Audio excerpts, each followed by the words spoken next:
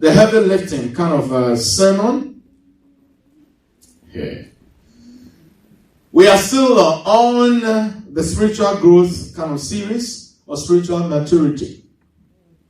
Now you have gyms everywhere, and people go to these gyms. They have a membership fees going on, and despite what they pay to start with to establish the membership, every month they pay a fee.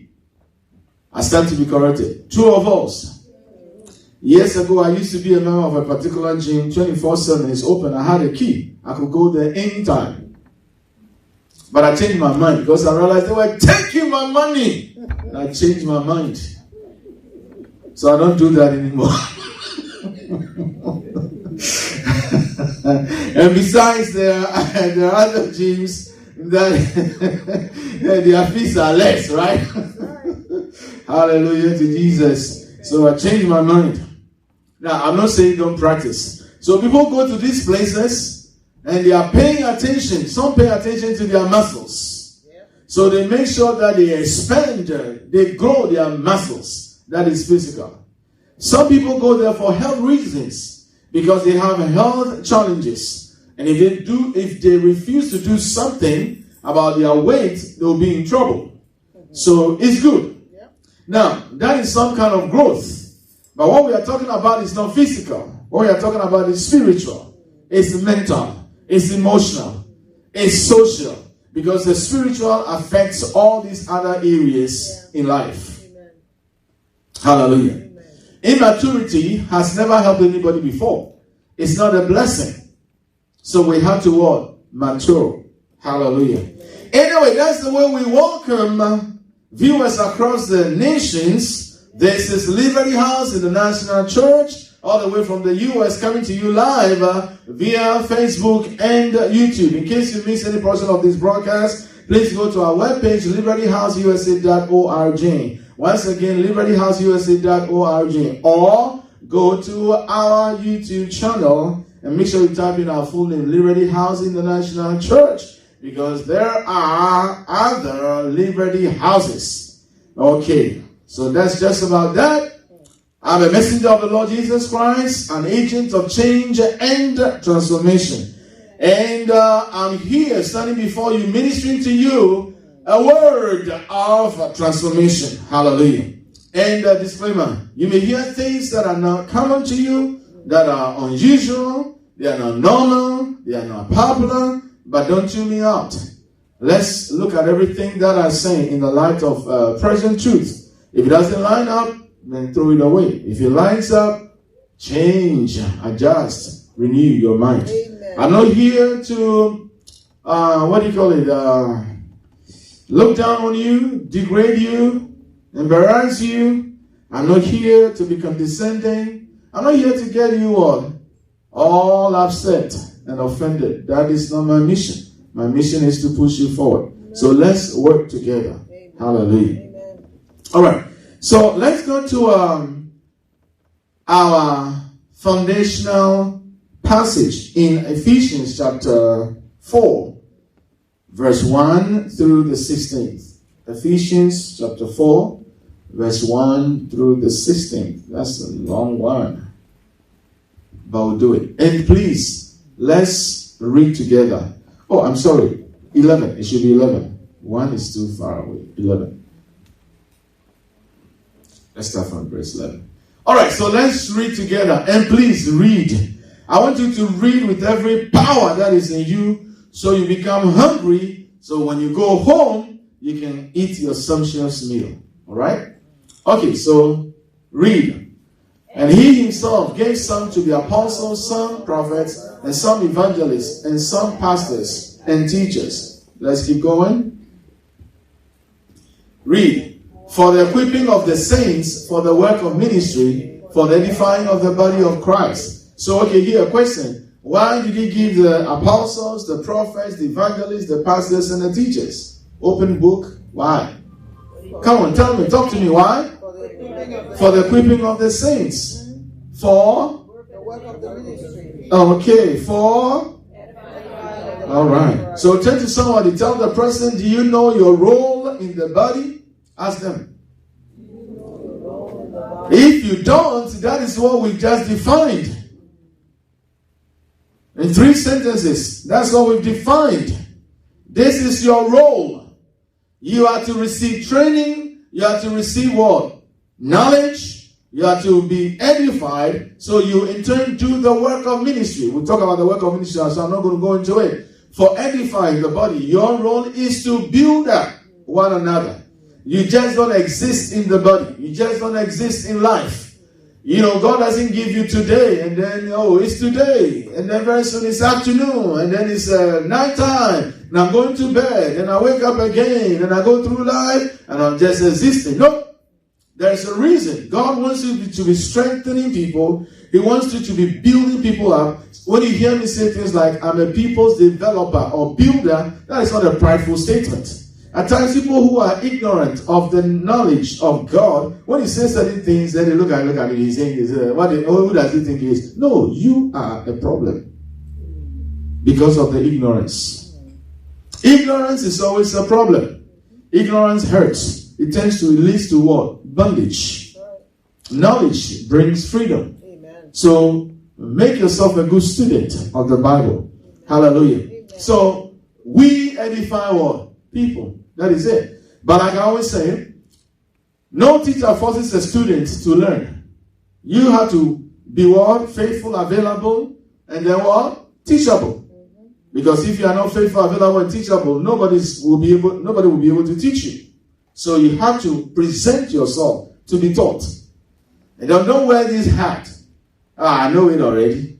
I've seen this before. I heard this before. No. That is a sign of immaturity. And that's why we're doing this. We need to grow. Amen. Only my wife is saying amen. We need to grow. Amen. Hallelujah. Amen. Tell the person, don't think you have arrived. Don't even try it. Hallelujah. Amen. We are all working what? Progress. Good. We are all working progress. We haven't arrived. And this maturity we are talking about is an ongoing what? Progress. Okay, now let's look at the New Living Translation, this particular verse. I just want to be sure that people understand what we are doing. Read. Their responsibility. Hold it. Whose responsibility are we talking about? Who is ours? Who is us? The saints of God. Okay. The saints of God. The church. Huh? No, you guys have confused me. I don't know which one I should take. The saints, the apostles, the leaders. Which one? Huh? So which one? Oh, let's go to the preceding verse. Let's see those who are wrong, and then we are going to shout a big hallelujah when we realize they are wrong. Let's read together. Read. Now these are the gifts Christ gave to the church. The apostles, the prophets, the evangelists, and the pastors and teachers. Let's read on.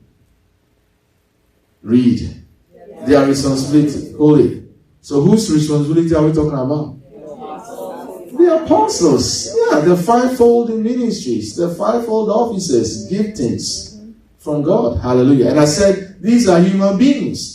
They were born as apostles, born as prophets. So that's why I tell you, when I say I was born a prophet, it's not a prideful statement. People don't know. Some people don't know that they were born as this and born as that. You are always born with the gift. You are born with the grace. You are born with the ability. It's not like when you grow up to 7 and then God looks at you and says, oh, this guy is 7.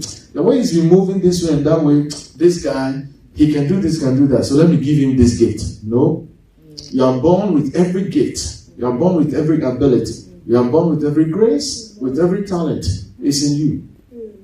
Now, the work, that's what we are talking about now. The work of the ascension gifts or headship gifts, the gifts that Jesus Christ has given to the body, known as the apostle, the prophet, the evangelist, the pastor, the teacher, this is their responsibility. Their job is to equip you, let you know who you are in Christ.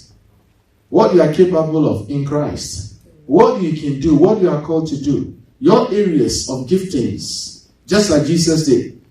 He called the 12 unto himself. He equipped them. He poured into them. He developed them. That is the role. That is the ministry. That is the work. That is the responsibility of anybody who sees themselves as called by God into the fivefold offices. Just say amen. Amen. To encourage me. Okay, can you put your hands together for me? Hallelujah. So what I said so far, is it clear to this point? Okay. Now, I want you to understand this. So you can help people out who are in churches and they sit in these local assemblies, but they are not being equipped. Think about it. What we do here, that is not what is done in every local assembly. Because somebody stands in the pulpit, their motive, their intent is what? To milk people, to use people, to build their own kingdom, their own empire. They are for their own agenda. So they use people. Do you get it? But they know how to cover it. So they do it so well in a sneaky way, the average person will not be able to tell unless they are mature spiritually. Can you say amen to that? Amen. Have you come under something like that before? Any witness in the house? Oh. We are not looking at you. Everybody close your eyes now. Yeah, I'm going to ask again. Don't mind me. Hallelujah. Amen. So that is what goes on. But you see, when you know that you know that you know, you cannot be deceived. Amen. Meaning you cannot be fooled by anybody. Amen. But if you don't know it, you can be fooled. So now it's telling us their responsibility. Alright? So let's read together. Read. Their responsibility is to equip God's people. Who are God's people? The saints, the church. To do His work and build up the church, the body of Christ. Jesus said, I'll build my church, and the gates of hell shall not what? Prevail against it. God builds His house, His church. You know, one major way is this. He himself builds. And He builds through what? People. I'll say that again. He builds through people. So one, the ascension gifts, or the fivefold gift, fivefold ministry we call them, that is one. He builds through them. Through their role, their responsibility. Then the other way is every part of the body of Christ doing whatever they have to do. So it's not like, Jesus said He will build His church. So He just exists. Oh, He said He will. It's His church, let Him build it. No, we are partners. So you have a role. He tells you what to do, you do it. We are building the body. Amen. Hallelujah. Amen. All right, let's go to the next verse. Still in okay, let's read together. Read. This will continue until we all come to what? I think I'm the only one reading, if I'm not mistaken. Let's try it again. Read. This will continue until we all come to such unity in our faith and knowledge of God's Son, and that we will be mature in the Lord, measuring up to the full and complete standard of Christ. So, I'm going to give you an opportunity to look at somebody and address them. Bible says, I'm quoting Bible, so I'm giving you your premises, I'm giving you what authority you are going to ride on to address the person. Bible says we should admonish one another, two of us. Okay, so I'm giving you the chance to admonish somebody. Are you going to do it? Only one person said yes. Don't be, we are practicing. Don't be afraid of them. Admonish one another. Some people I know saying something to somebody, even something good to somebody, is so difficult for them. They think it, but they can't say it. They are standing before the people. So that's why when something happens, then they say, oh, you don't know, I love you so much. You don't know how, you have impacted my life. You don't even know how I'm one of your secret admirers, but you never say it. What stops us from doing that?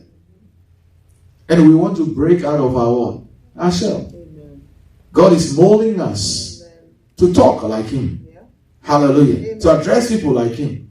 And so when we come here and I do these things, I just want you to practice. Amen. Hallelujah. Amen. So I want you to take somebody that you know that you're afraid of. You are going to address that person. Are you afraid? I'm just kidding. I know you are not afraid of anybody here. Hallelujah. I'm just kidding. Hallelujah. Or you can say, oh, well, I'm so shy I can't talk to this person. No. Don't be saying that anymore. You are not focusing on the word. You are not focusing on God because God hasn't made you shy. So stop doing that. All right? Okay, so turn to somebody and address them. Tell the person we are talking about. Tell them we are talking about the standard of Christ, not your own standard. Say it again. I want to repeat it. Tell them I want to repeat it. We are talking about the standard of Christ, not your own standard. We all have our standards. As for me, this is what I like. One of the things that I don't like is this. As for me, this is what I like. I hate it. I can't stand it when, we can go the whole night. Our standard. But what about the standard of Christ? And this growth, this maturity we are talking about, that is the target. Standard. We have to measure up to the full stature of who Christ is. Be conformed into the image of Jesus Christ, according to Romans chapter 8:29. That is where God wants us to be. In character. Not just quoting scriptures. In character, in conduct, in behavior, in our relationships, in dealing with people, in our ministries, in work ethics, everything, the whole 9 yards. The standard of Christ. Hallelujah. Hallelujah. Oh, okay, they put it there. So let's read that. Read.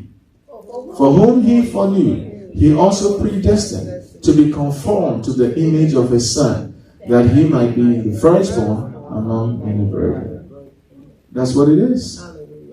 Hallelujah. Okay, so now let's continue. I have to hurry up and finish this passage. Let's go to is it 14th? We are in Ephesians chapter 4. Where do we get to? 14th or 15th? Okay, look at the result. When we are equipped, when we are trained by the right people, because if God wanted anybody just to train us, to equip the saints, he would have left it open. But he gave gifts. He called specific people. So I'll go back to what I was saying. You are born with the gift. You are born with the grace. You are endowed, with that by God, the ability. But you are not mature yet. You don't have a knowledge even about the gifts. And I'll tell you, now I speak better. And I know better concerning the gifting I have and all that. But then I didn't know. It was just gift. That was in manifestation. So most of the time we see gift in manifestation. We don't see what? Character. So gift is just growth. I mean, normal. It's natural because you are born with that. But then you have to go through preparation and a process so you come to a place of maturity. So you grow in this gifting, this grace that you have. You grow in the knowledge of it, how it functions, and what its role or what its purpose is in your life and stuff like that. Okay, so you learn manners, you learn methods, approaches, and what have you? And then you do it right. You grow in wisdom. So you just, for instance, the fact that God shows me something, when I didn't know much, it was like, okay, God wants me to say it. So he shows me something, I'll say it. And I'll just say it. I don't care how the person takes it, what he does to the person, I just don't care. I say it. But with time, then you know that it's not everything that when you see, God even wants you to share. And then at times when he wants you to share, you have to have wisdom, his wisdom, the way you have to present it. So you don't wound somebody. Do you get it? Yeah. So you learn all these things. Okay. When we do that, abuse is out of the picture. But when we don't do that, then we are going to abuse people. All right. Then look at what happens. When this responsibility is carried out well by the fivefold officers, then this is what happens. Let's read. Then we will no longer be what? Immature. Hold it. Will no longer be what? No longer be what? So anybody that resists the kind of ministry, responsibility, the role of the ascension gifts in their lives, they stay in a mode of what? Immaturity. So we'll no longer be immature like children. So at times you can sit yourself. Let me say it well. Like some of you are present now. You may be present. No, I'm not talking about you. I'm just using that as an example. Please don't be offended. But if you know that what I'm going to say relates to you, then I'm talking to you. I have to be balanced, right? So you can be in the church and you can present, oh, I know that. People attend classes and whatever the lecturer, the teacher teaches them, they don't get even one in their head. Am I right? Yeah, some people, they have overworked and when they really want to learn. But as the lecturer is teaching, they are snoring, they are sleeping. They are trying to focus, but it's not working. Two of us. So at times people stay in church the same way. They come, they want to be here. But for some reason, they may be sleeping. And some too is just a lack of discipline. They are here bodily, physically, but their mind is out of the sanctuary, outside. Do you get it? Yeah. Now, it takes discipline. With time, you realize that you'll be here and you'll be here fully, spiritual and body. Yeah. But until you grow, until you mature, at times you are here. You'll be seated here, but before you realize your mind shift gears, you'll be in the mall, or you'll be in your house, your kitchen, especially the women. You know, still doing 1, 2, 1, 2. Okay, when after service, when I get home, this is what I'm going to do. Am I right? Yeah. But with maturity, this is what I say all the time, and I said I love it. And I thank God that I have learned that. I don't know whether the counseling of people has helped me to do that, because I sit down for years. I've been doing this. People come to me, they have their issues, and I just sit down and I have to listen to them. I tell what they're saying is junk. I don't want to listen to it. I know when they start, I just know that this is going to end. I want to hash them and then give them solutions and whatever. But at times I allow them to talk. Why?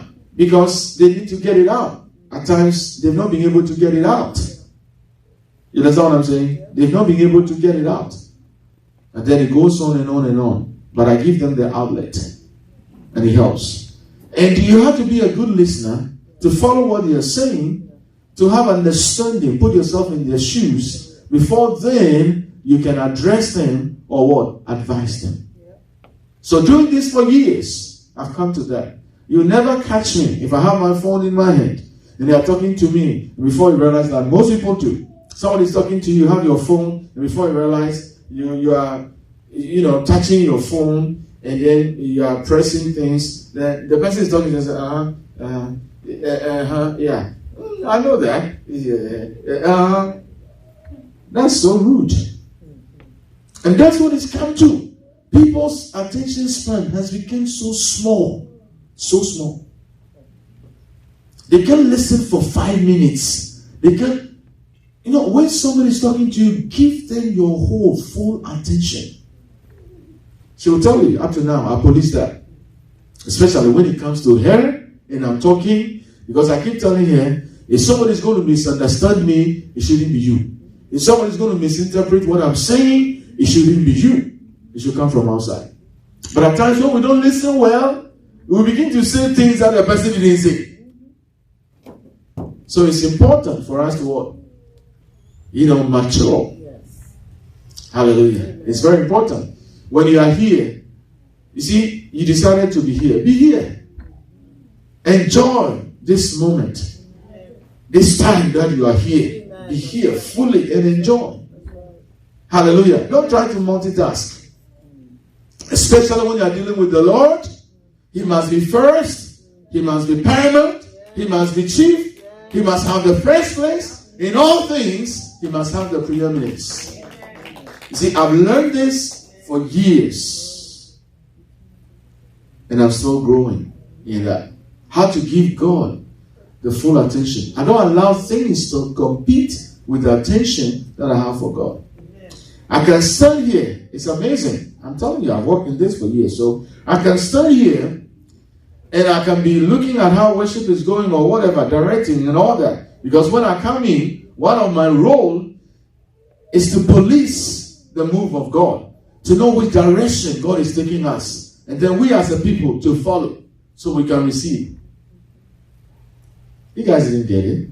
I'll say that again. But I didn't say amen. You're looking at me. One of the ways to show that you are following, did you hear what I said? Then you're still looking at me. Oh, did you hear what I said? Until you say, oh yes. I'm not too sure if you're just staring at me, but your mind is still in the mall.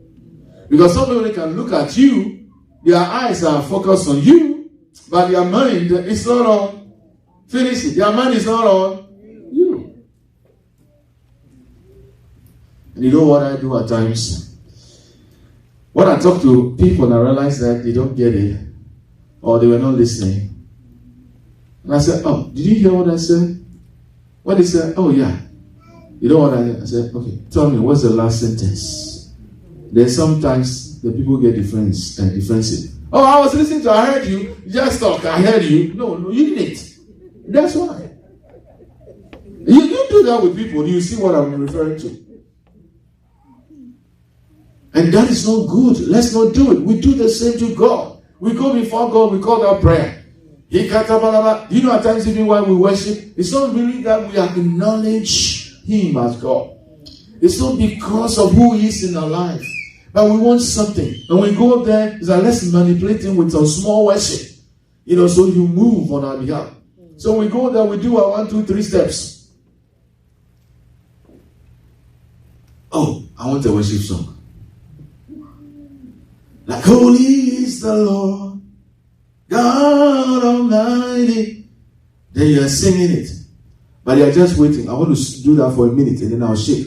And God, I'm asking you to do this. I'm asking you to do that. I'm asking you. And then we don't even listen. Because at times you may be singing, holy is the Lord. And right away you realize that you are bubbling more with worship. Then the song even fades. Then before you realize, oh God, you know how much I love you. You are going. You forget about your needs, your wants, the prayer list that you have. You forget about that. And you are just going. You have issues, but you forget about all the issues. And you begin to enjoy His presence. That's what it is. But most often, we don't do it that way. We talk to God. We don't allow Him to talk to us.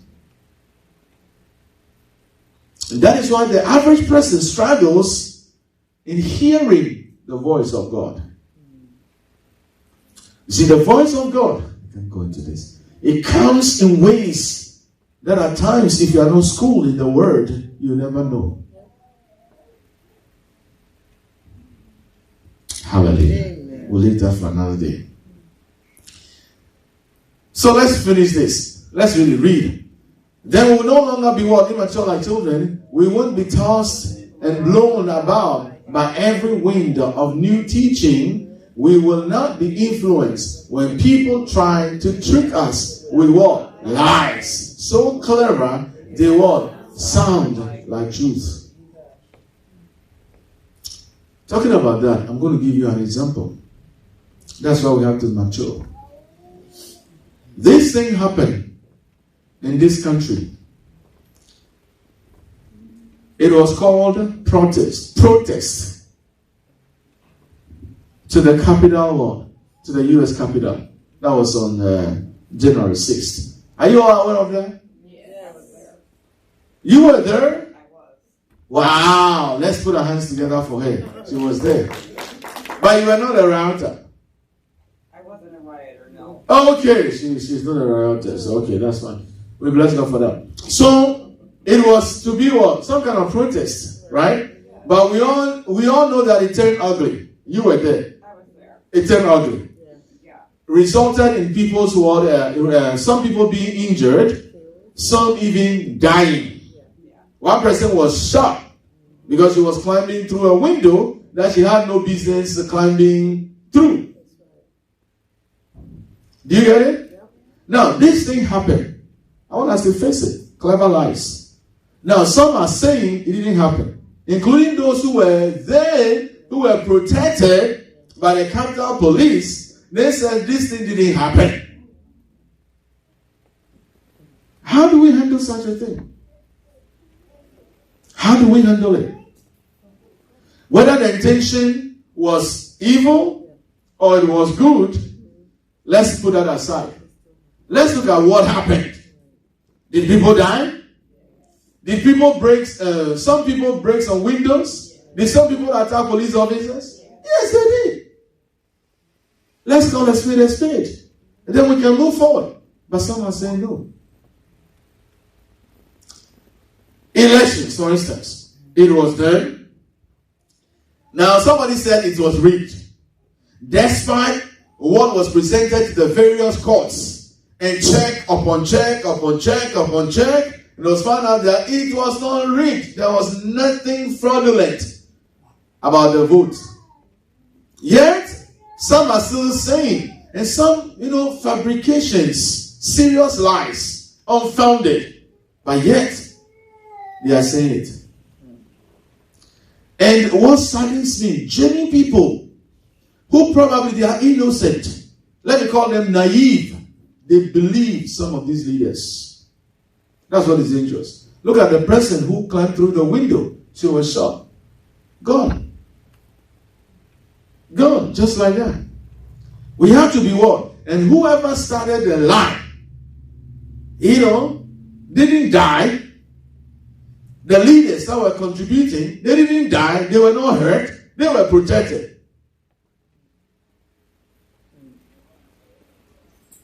I don't think as a Democrat, I don't think as a Republican, I don't think as a what? An independent.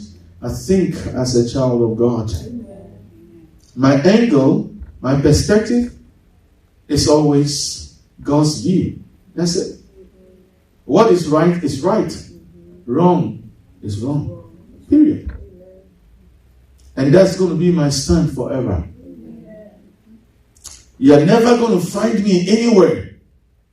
I'm never ever going to be cornered when I'm asked a question. And I know that this is wrong. I'm going to say, that was a good question. Thank you for that question. When you do that, you're thinking about how to answer politically correct. You see, the way I see it is this. Everybody and we're different people. No, certain things you can say, no, this is right. Play right. Play right. This is wrong. It's wrong. That's it. You understand what I'm saying? Mm-hmm. Hallelujah. Amen. Let me tread on some dangerous grounds. Some of the clever lies. If you are not mature, you come under that. That's what I'm talking about. What I'm talking about. Clever lies. You just move. Do you know that some in the country are so influenced? They don't watch or they don't listen to certain news broadcast stations or networks. Do you know that? Oh, I've watched some of these interviews. I know what I'm talking about. You guys didn't know. Do you know I don't know? We know. Only 3 people in the house. The rest of you don't know. Because I know some of you you want Jesus, so you don't even listen to the news. You have civil duty to do. Don't be so heavily bound. You are no heavily. No, don't do that. Please don't do that.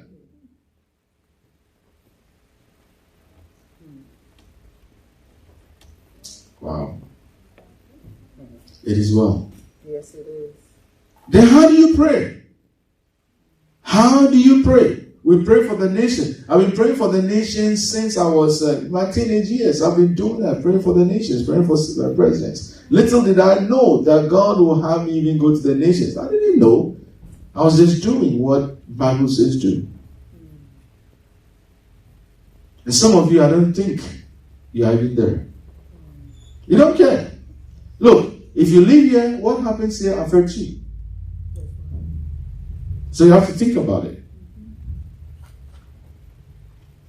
Hallelujah. Amen. Anyway, since this is not going anywhere, I'll leave it alone. I'm not going to tell you who to vote for, not to vote, who not to vote. That is not my case here. Hallelujah. Amen. I want people to think. When you are told something, verify.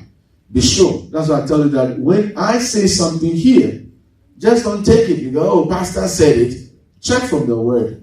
If it's so, then go with it. Hallelujah. Amen. Okay, enough of that. Now, we don't grow in vacuum. We grow in, God uses relationship to grow us. Oh, I like this. Probably you want to go back and listen to Friday's message. I was saying some of these things. Have you heard before that life is so hard? Okay. You've heard that before. Is it true that life is so hard? Oh, talk to me now. You see, stand for something. Stand up for something. Know what you are holding. Don't just leave. Okay. So is life too hard? Some people say, yes, it's too hard. Some people say it can be. Is life tough? Is life a struggle?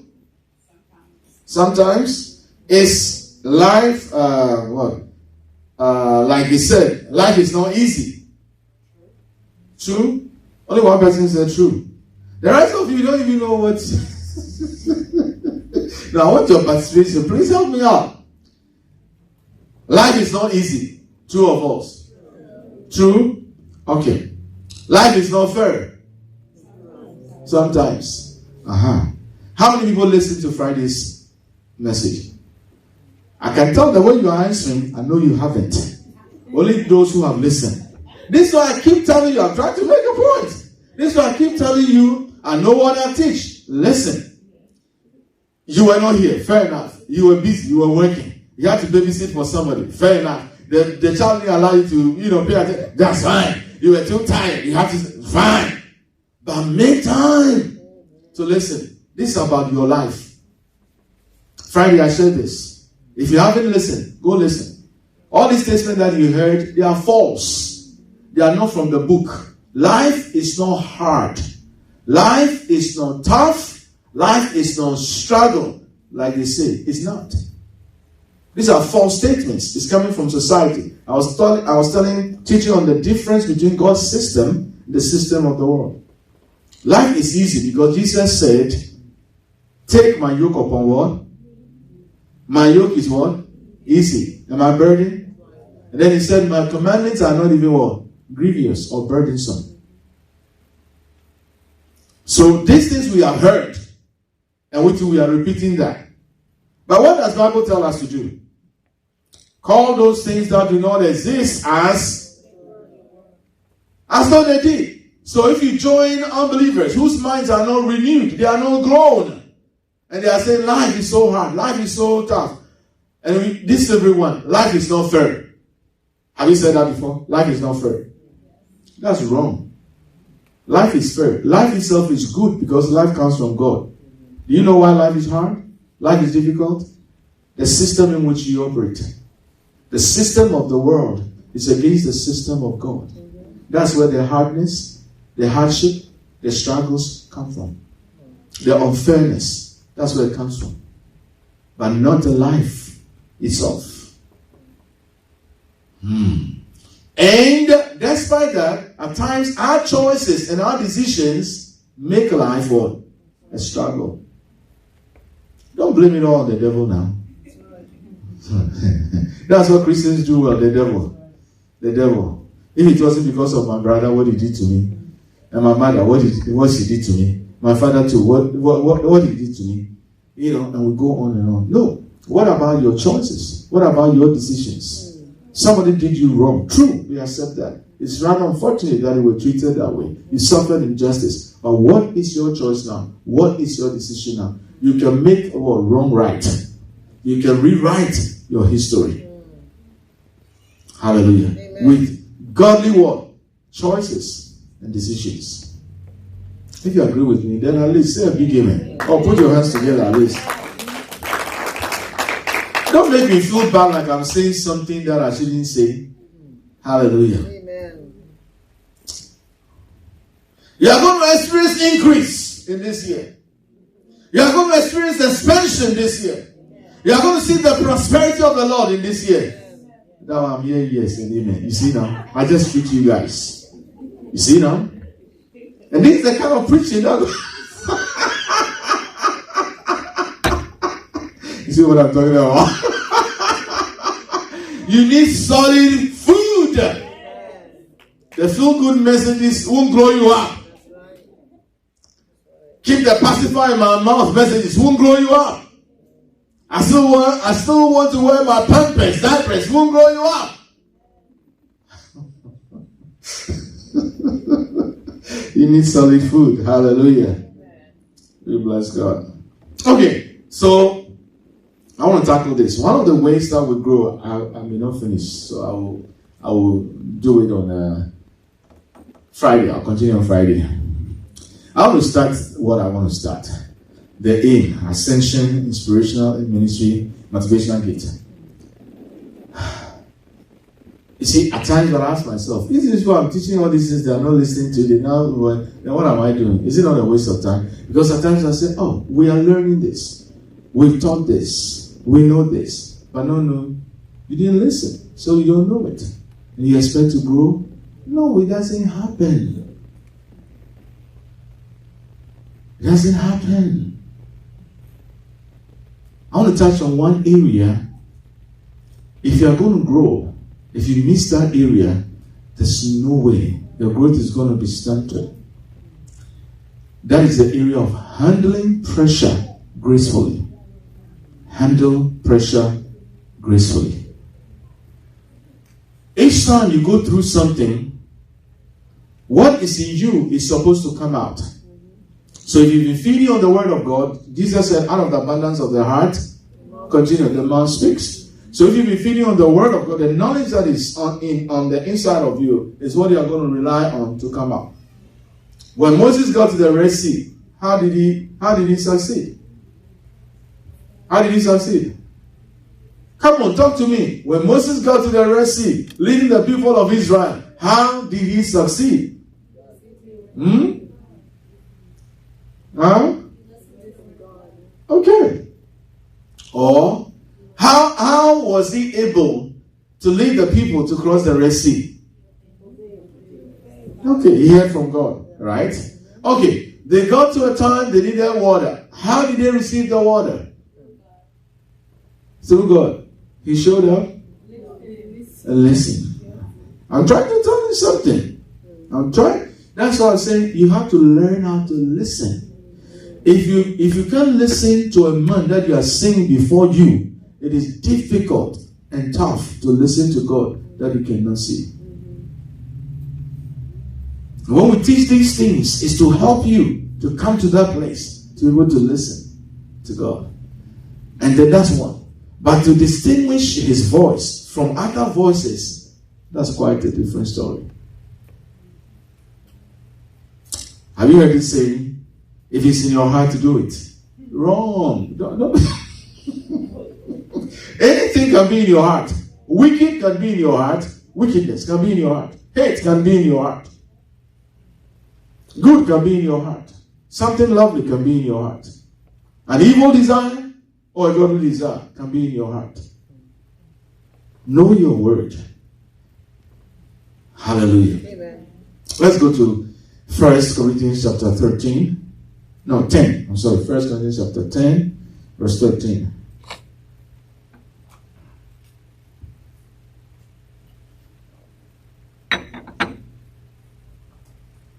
Let's read together. Read. No temptation has overtaken you except such as is common to man. But God is faithful, who will not allow you to be tempted beyond what you are able, but with the temptation will make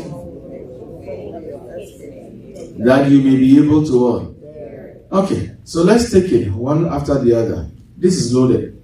No temptation. Everything that you are going to face in life is common. You are not the first going through. Okay, now let me jump instead of going step by step. It says God is faithful. Do you know what it means that God is faithful?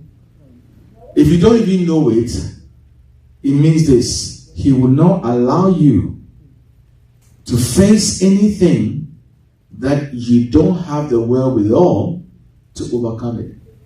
Come on, say amen. So you don't go to sleep. I'll say that again. God being faithful means this. One of the things he will do for you, he will never, ever allow anything to come your way that you don't have what it takes to overcome it. You want me to say amen again? You see, it's like you don't. I don't believe it. You are thinking. I said it and you are thinking. I didn't say it. That's what God says. He is faithful. He will not allow you to be tempted about what you are able to what? Bear. I didn't say that. The way you mature is to agree with God and disagree with your own opinion. Amen. I want to say that again. The way you keep maturing, the things of God is always agreeing with God and disagreeing with your own what? Opinion. So I'm going to say that again. In the faithfulness of God, He's not going to allow anything to come your way that you don't have what it takes to overcome it. Amen. That's better. It means, yes, I receive it, I accept it, I know it's true. All right. Then with it, He makes a way of what? Escape. Yes. He makes a way of escape. Yeah. Let me have a witness in this house. Have you ever faced something that you are saying, this is too much, I can't handle it anymore? Let me see my hands. You see, Sister Marjorie had her hands up. 2 hands, actually. You didn't see that. That is the immaturity stage. It's no insult. It means that one has not come into knowledge of this scripture. Or you have heard it, you haven't acknowledged it, you haven't accepted it, you haven't applied it to your heart. You are not leaning on it. So you speak like somebody whose mind is not what? Renewed. You speak like the natural person who doesn't know God. There should be difference between us, people of God, and the people of the world. So when you are going through something, then you guys say, I don't know what to do. I can't handle this. Well, what is this? No. This comes to mind. You are handling what? Pressure gracefully. Temptation, trial. It could be some circumstance, some situation. You are handling it what? Gracefully. How? By agreeing with God. He says, what you're looking at, I weighed it already, son. I weighed this, daughter. And I know in you is the wisdom to go through this victoriously. So you can say, I can do all things through Christ who what? Strengthens me. You see, don't just know the scripture and say it to look cute, but you are not working with that. Work with it. Apply it. Lean on it. Hallelujah. Amen. This is it. What do you do when you are going through? When God Himself has weighed your situation, whoever came against you, made you lose your job, and made you lose your baby, made you the one man that you're close to marry, they snatch him. The one woman you were so close, then they snatch her. Whatever is going on, look, God saw it before He showed up at your door. Amen. Your enthusiasm overwhelms me. Wow. And then God knows that you can handle it. You see, God is bragging on you like Job. He was bragging on Job. Devil, do all that you think you can do. This guy is not going to reject me. He's still going to follow me. He's still going to praise me. That's what I'm talking about. That's what I'm talking about. Because you know the way out. Look at James chapter 1, 2 and 3. I have one more scripture and I'll close. Hallelujah. James 1, 2. Let's read together. Read. My brethren, count it all joy when you fall into what? Various trials, knowing that the testing of your faith produces patience. Let's wait here. So, this is our behavior. When you are going through, don't wear a long face. Does the Bible say wear a long face when you are going through something? No. Actually, there's a scripture in 1 Thessalonians chapter 5, 24 that says, in everything, Jesus Himself said, in this world you have what? Tribulation, troubles. But be of good cheer. It didn't say focus on the trouble. It said be of good cheer. Do you know what it means to be of good cheer? Rejoice. That's what He says. But do we see people who are going through the way, the attitude, the way they behave? The moment you meet them, you know that they are going through. The moment you meet them, the way they answer their phone now changes. When you see their phone rings and they pick up, hello, Are you okay? Are you there? Are you okay? Talk to me. Are you okay? My sister. That is not cool. That is not cool. Hallelujah. Amen. It says what? Count it all joy. It's like, yeah, and you have received some $10,000 check. One, not because you enjoy what you are facing. No, the fact that God is going to show up. Amen. Big time. He's going to not. Oh my goodness. You are going to see the glory of the Lord. I call that testimony in the making. Now God is giving you a chance to know Him for yourself. It's not like somebody telling you, I was sick, He healed me. But now you are going through and you know it for yourself. Count it all joy. That's the right attitude. Knowing that you are going to be victorious. Because you are more than conquerors in Christ Jesus. Various trials. Your faith is being tested. Just like the classroom. When you are taught, you write exams. In the faith, you also write exams. The challenges that you face, the troubles, the things, people say things about you. Look, I used to cry when people would lie about me, fabricate things. It used to hurt me. Then when I grew up, I realized that, Diabolos, Satan, the slanderer, that is his job. He works with people like God works with people. And this thing will be going on. So, no, I don't care. I said, if you call me a thief, I know I'm not a thief. God knows I'm not a thief. I don't care. Go ahead. You get tired. But first I will cry and I'll try to defend myself and all that. And I realized that they did that against Jesus. He said the world will hate you. So that's it. But something is going to go on. If it's just the trial that produces faith, or produces patience, then some people they should have patience. But we know that no. It's how you respond. Can we all say that? How you respond. Hallelujah. Amen. Let's look at verse 4. I know some people are counting down. Be patient with me. Give me just 10 minutes of your time. I'll be over. Let's read together. Read. But let patience have its perfect work, that you may be perfect and complete, lacking nothing. And, okay, let's face it. I'm not the only person. Now I have so much patience, I'm able to accommodate some of these annoyances and nuisance. But you know that before maturity, you deal with some people, then you say, I can't stand it. How she gets on my nerves. Have you done that before? Am I the only person that grew up? We've all done that before. I can't stand him at all. I can't stand him. I can't stand. I don't even want that. Oh, look. Here you go. You know. But when you mature, you realize that you are the problem. Because the way God wants you to respond, you are not responding. So you have to change. And then the person still with their problem. You don't see them with their problem, but you see yourself as a chosen vessel to minister to them. Hallelujah. That's what it is. You become that light, you become that salt. That's what it is. Here you are growing, you are maturing. But if you know how to flip, there are people who can flip better than you. Yeah, and all that you do is always you flip. You always you flip. Oh, Pastor, I can't lie to you. I lost it. When are you going to stop losing it? Come on, grow up. Amen. Grow up. Take the word of the Lord and do it. Amen. Like this morning, I stood before you. I was apologizing to my dear brother. That's part of it.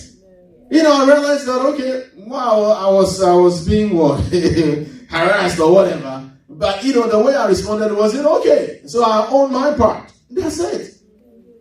That's maturity. I'm not above the word of God.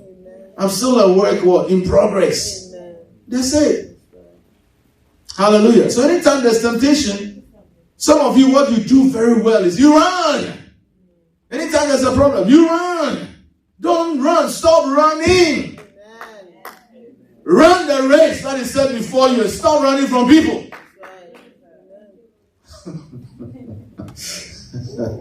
You're always going to be dealing with people. You see, if you don't adjust wherever you go, you take yourself to that same place, and then you will show up. Hallelujah. We have to what? Allow patience. Patience means to stick to it, stick it up, and do what you know is Bible. Be consistent doing it. I'm going to close with this. Romans 5. Aren't you happy I'm closing? Verses 3. Who said yes, you are happy I'm closing? Romans 5, verses 3 and 4. These people. Okay, let's read New King James Version. Let's all read. Read. And not only that, but we also glory in tribulations. Glory, the word glory there is rejoice. Okay, in tribulations. Knowing that tribulations produces perseverance. What is tribulation? Jesus said in this world, you have what? Where is that found? I know it's in the Bible. Jesus said in this world you have tribulations. You see, I want you to study, said that. At least you know the book where it's written. If you don't know the chapter, you don't know the verse, at least you know the book. So in John chapter 16, verse 33, let's have that and then we'll come back to here so they know it's there. John 16, 33. Let's read together. Read. These things I have spoken to you, that in me you may have what? Peace. In the world you have tribulations. But be of good cheer. I have overcome the world. Now this was, I was talking about this Friday. Go listen. You see, I'm giving you ammunition. I'm preparing you for the things you are going to go through. So you'll be able to stand. You'll be able to go through victoriously. What the world means there, I broke that down.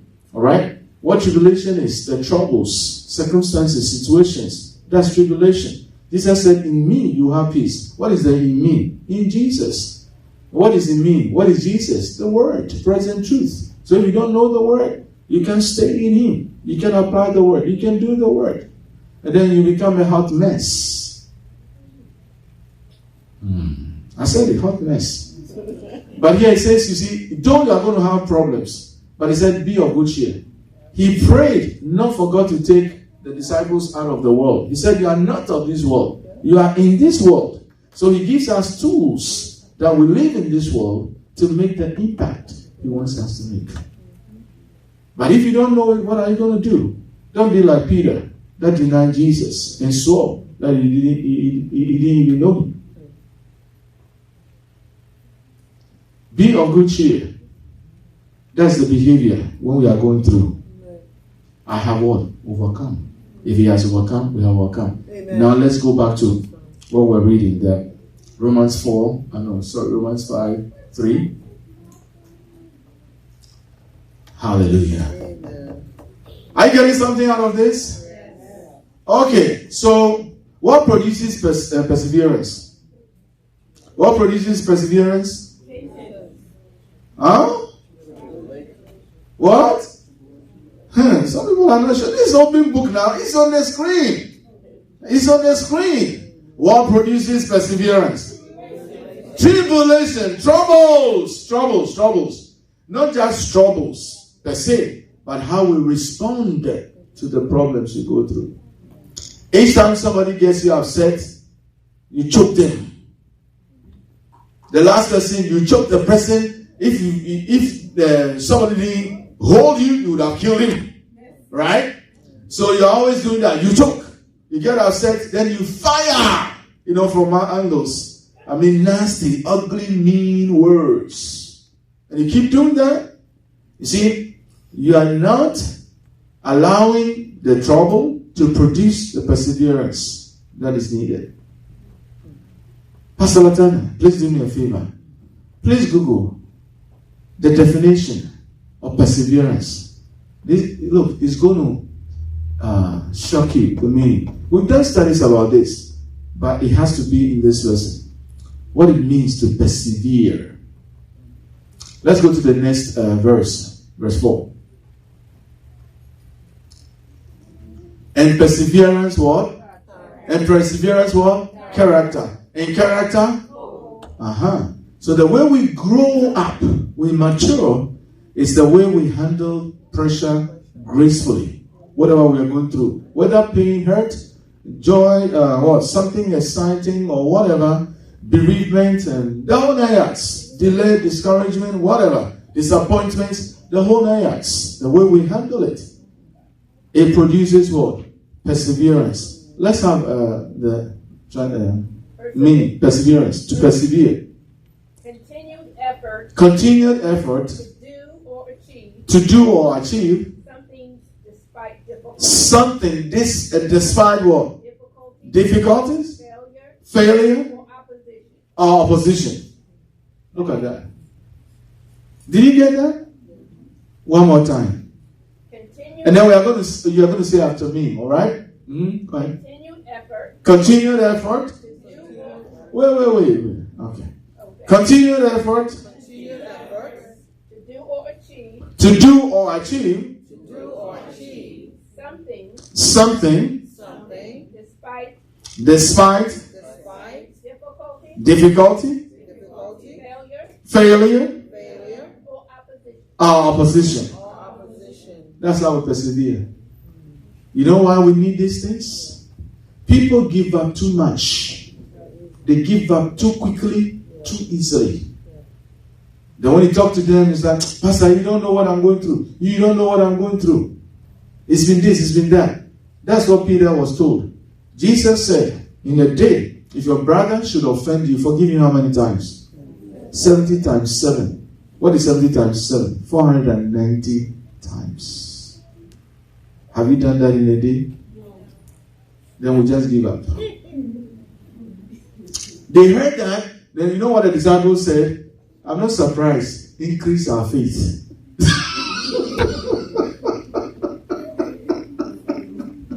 It's like, where we are, we can't do this. But you have faith to be able to do that. You have to choose to do it, and you can do it. Amen. Let's have this same thing in New Living Translation. You see, these things, they go together. Endurance or perseverance. So, let's read together. Let's start from 3, please. Let's read together. That's it, I'm done. We will finish the reading and then. So, from verse 3. Read. We can rejoice. Wait! It says what? We can. So that means you have the ability to do it. It's not like you don't have the ability. So in everything, every situation, be rejoicing. That's what Abraham did.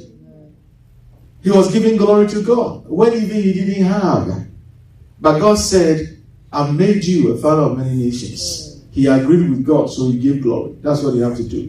David said, I'm going to chop off your head when everybody was afraid. Talk like God.